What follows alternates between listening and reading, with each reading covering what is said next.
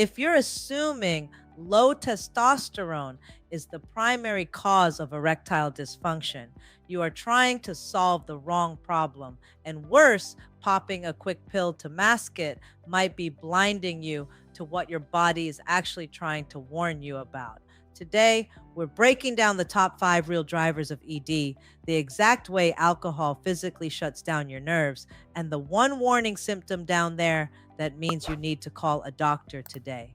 Put the quick fixes on hold for 5 minutes. Let's look at the actual science. So is testosterone important for erection? So testosterone is a male hormone that makes a man, right? So a man has 100 times more testosterone level than a woman. A woman conversely have 100 times more estrogen level than a man. It's saying that low testosterone can be the cause of ED. Well, erectile dysfunction is multi-factorial, meaning multiple things can cause ED. So ED is not just one thing, it is multiple contributing factors. Your penis had multiple receptors for testosterone, and receptors like the opening to the key, right? That's a receptor. You put your key in, and the testosterone is the key, and opening is the receptor. And in the penis, there are multiple receptors for testosterone. When you have low testosterone, there's less keys to go into the hole. So when there's less key to go into the hole, low testosterone can contribute, but not primarily cause of ED. It will contribute to shrinkage. It will also contribute to firmness and increasing blood flow as well. So when you have low testosterone, it's one of many causes of ED.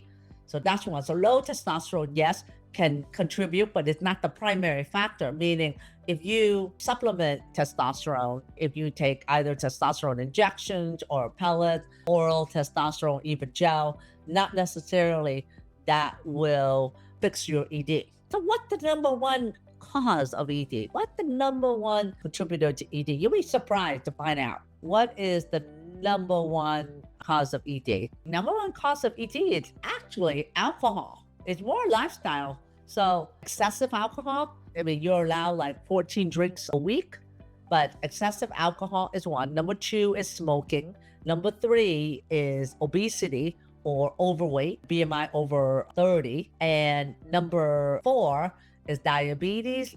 And number five is high blood pressure and high cholesterol. So having said that, things that you can cut down is smoking and alcohol consumption. Why does alcohol contribute to ED? Because when you're drinking alcohol, it affects the nerve as well as affecting the muscle of the penis.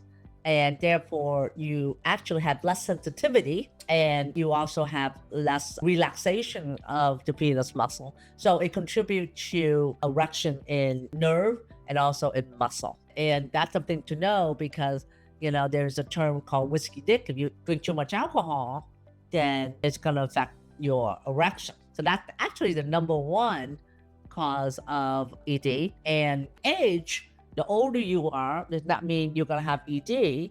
It's just that when you get older, you tend to acquire medical conditions such as high blood pressure, high cholesterol, diabetes, and overweight. And then you also get low testosterone. So all of that add into contributing to erectile dysfunction. But not age, necessarily age is the cause of ED. Just know that ED, if you're young, like in your 30s, your 40s, starting to notice ED, first think of, are you smoking? Are you drinking too much alcohol? Are you doing porn?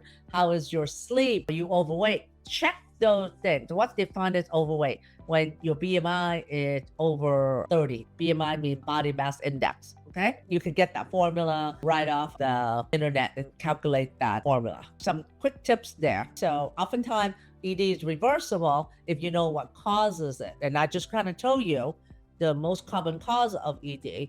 So the last thing you want to do is you find out that you have ED and maybe it's contributed by alcohol or maybe porn or smoking. Well, what do you end up doing? Go online. Next thing you know, you're taking a Viagra pill from an online dispensary. And that's not the route that you want to go because your ED can totally be reversed and treated if you really take some time to look at the cause of ED? This is a common question we get.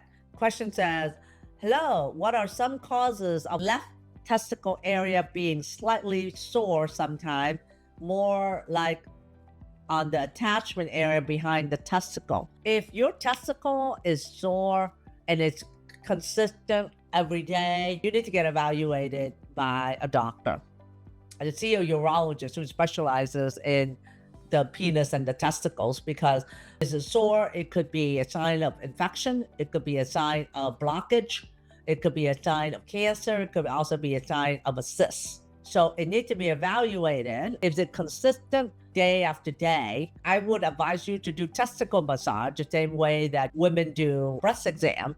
You should do testicle massage every day so you can feel the texture of your testicle. You can feel the cord, the spermatic cord that goes to the prostate. So your testicle makes testosterone and it also makes sperm. But in the sac, which is your scrotum outside the body, because the testicle needs to be 1 or 2 degrees cooler than the body to make testosterone and sperm.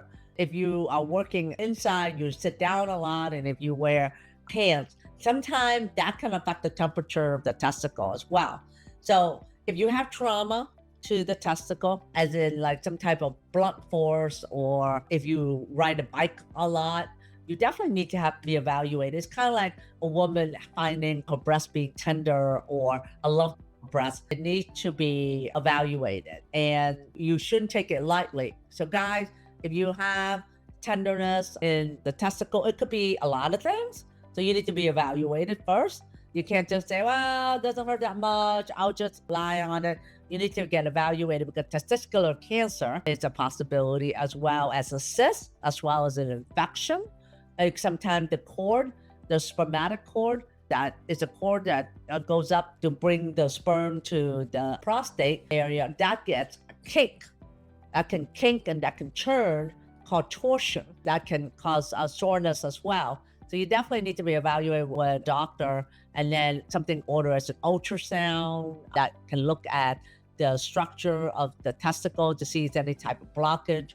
Oftentimes the test is benign, it's very easy to do. It's the same ultrasound that women have to look at babies, but they can visually see the scrotum quite well there.